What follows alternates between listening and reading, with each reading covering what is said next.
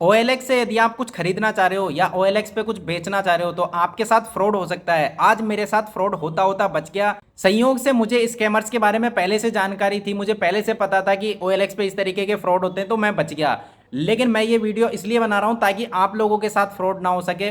देखो हुआ क्या था कि मैंने OLX पे काफ़ी सारा सामान ऐसा है जो बेचने के लिए डाल रखा है। लेकिन जो स्कैमर्स थे उन्होंने क्या करा कि जिस प्रोडक्ट की प्राइस मैंने सबसे ज़्यादा कर रखी, जैसे मैंने एक प्रोडक्ट की जो प्राइस थी वो 21,500 रुपये डाल रखी थी, तो जो स्कैमर्स थे ना उन्होंने उसको टारगेट किया कि यदि फ्रॉड करेंगे तो कम से कम बड़ा अमाउंट तो आएगा। उसकी जानकारी बताने के लिए मैं आपको मोबाइल की स्क्रीन पे ले चलता हूँ और फिर मैं बताता हूँ कि क्या क्या बातें हुई, किस किस तरीके से हुई।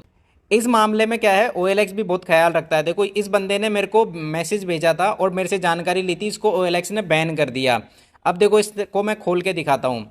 इसने मुझे मैसेज किया है, हेलो ये अवेलेबल है, please share your contact number. और मैंने जैसे ही कॉन्टैक्ट नंबर भेजे तो यहाँ पे देखो ऊपर नाम लिखा आ रहा है सुमन।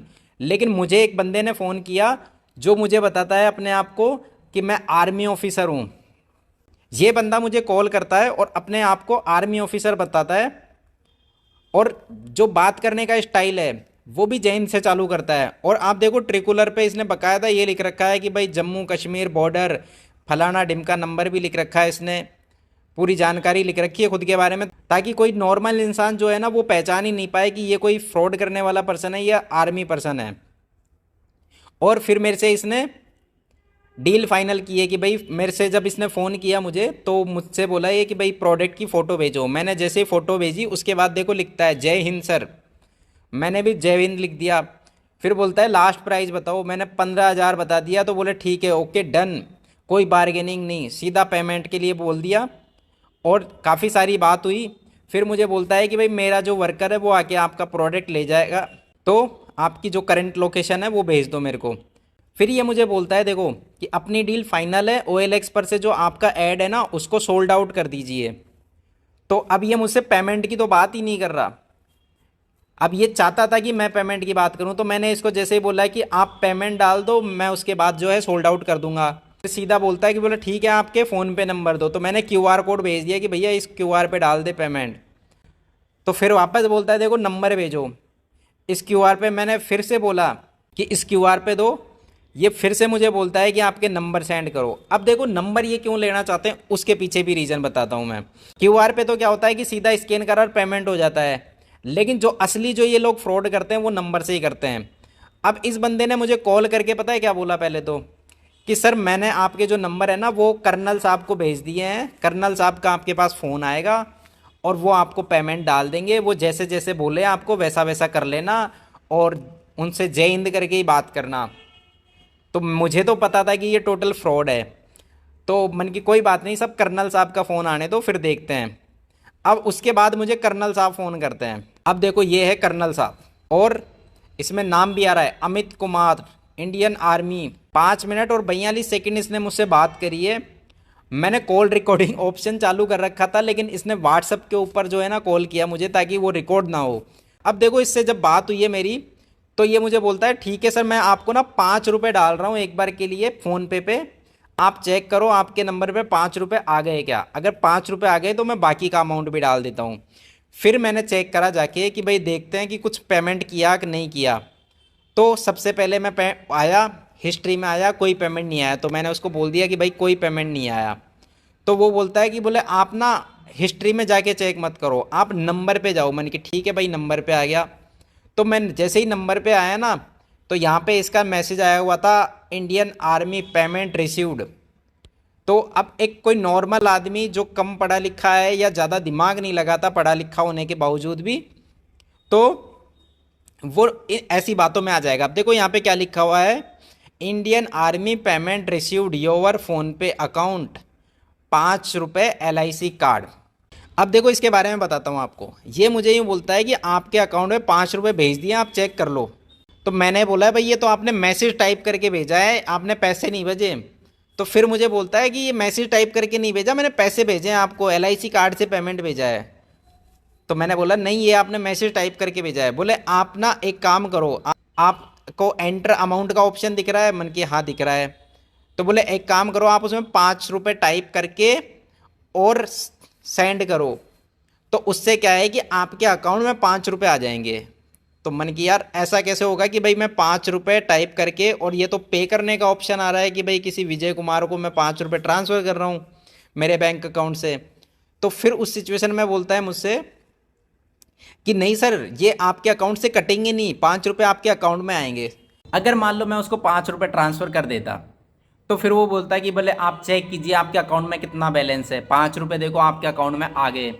तो एक नॉर्मल आदमी क्या करता है, वो अब जाके अपने अकाउंट में बैलेंस चेक करता। अब उसको या तो पता चल जाए कि मान लो 5 रुपये आए हैं या नहीं आए, या फिर एक चीज़ और होती है टेक्निक इसमें, कि जैसे वो मुझसे पहले बोल रहा था कि आपके अकाउंट में बैलेंस चेक कर लीजिए कितना है, तो मैं पहले बैलेंस चेक कर लेता, तो मैं उसको बता देता कि भाई मेरे अकाउंट में जो है 20,000 रुपये पड़े हैं। तो वो उस टाइम पे मुझे 15,000 रुपये की रिक्वेस्ट भेजता, और मेरे अकाउंट से जैसे ही मैं 15,000 टाइप करता तो 15,000 चले जाते। अब लेकिन मान लो अपनी डील तो फाइनल हुई थी 15,000 की, मेरे अकाउंट में पड़े 7,000 रुपये।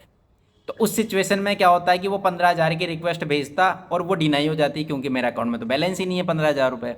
तो इस चीज़ का तोड़ निकालने के लिए इन्होंने क्या कर रखा है कि जैसे मान लो मुझसे पहले बोला कि भाई आप बैलेंस चेक कर लो अपने अकाउंट में, अगर मैं बैलेंस चेक करके इसको बता देता, तो ये फिर उतना ही अमाउंट बोलता मुझे कि भाई जैसे मान लो मैंने इसको बता दिया 7,000 रुपये मेरे अकाउंट में पड़े हैं, तो ये बोलता है कि मैं एक बार आपको 6,000 रुपये डाल रहा हूँ, आप एक बार चेक कर लो आपके अकाउंट में 6,000 रुपये आ गएगा। अब वो 5 रुपये की जगह 6,000 टाइप कर देता और बोलता है कि आप 6,000 रुपये टाइप कर दो यहाँ पे, और आपके अकाउंट में जो है जैसे ही आप पिन डालोगे आपके अकाउंट में पैसे आ जाएंगे। अब वो उस टाइम पे पैसे आते नहीं बल्कि पैसे कट जाते। और दूसरा तरीका ये होता है कि जैसे मान लो मैं इसको 5 रुपये भेज देता, तो उसके बाद भी ये मेरे से बैलेंस पूछता है कि आपके अकाउंट में कितने पैसे पड़े हैं, चेक करके बताओ।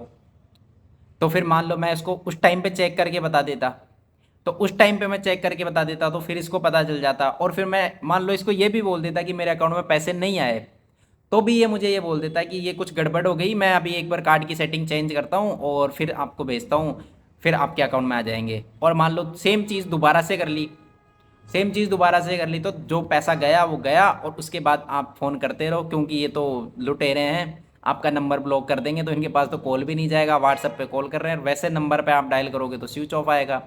और 10-20 हज़ार की सिचुएशन ये है कि 10-20 हज़ार के लिए कोई पुलिस स्टेशन जाता नहीं है। और ऑनलाइन कंप्लेंट भी जो होती है ना, उस सिचुएशन में भी क्या होता है कि वो लोग भी आपको ये बोलते हैं कि नियर थाने में जाके और कंप्लेंट दर्ज करा दो।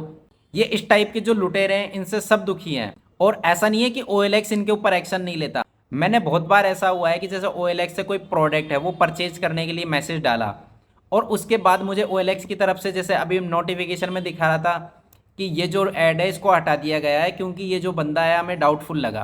तो OLX का सिस्टम जैसे ही इस चीज़ को पकड़ता है तो उस सिचुएशन में OLX वाले अपनी तरफ से एक्शन ले लेते हैं, लेकिन उसी बीच में ये पहले ही अपना काम करके निकल जाते हैं। जैसे अब इस नंबर को OLX ने ब्लॉक कर दिया, लेकिन ये मेरे साथ फ्रॉड कर लेता तो कर लेता, और हो सकता है मेरे जैसे किसी और लोगों के साथ फ्रॉड कर लिया उन्होंने, क्योंकि ये तो प्रोफेशनली लुटेरे हैं। एक चीज़ जो मैंने नोटिस की है, आर्मी ऑफिसर्स के लिए क्या है, सबके दिलों में बहुत ज़्यादा इज्जत होती है। तो जैसे ये लोग आर्मी ऑफिसर बन के बात करते हैं ना, तो एक नॉर्मल आदमी समझ ही नहीं पाता कि मेरे साथ चीटिंग हो रही है। देखो, फ़ोन पे हो, पेटीएम हो, कोई भी एप्लीकेशन हो, आपके बैंक की एप्लीकेशन हो, पेमेंट लेने के लिए ना तो आपको OTP बताने की ज़रूरत होती है, ना पिन एंटर करने की ज़रूरत होती है। यदि आपने किसी दिन OTP बता दिया या पिन एंटर कर दिया तो आपके खाते से पैसे जाएंगे, आएंगे नहीं उसमें।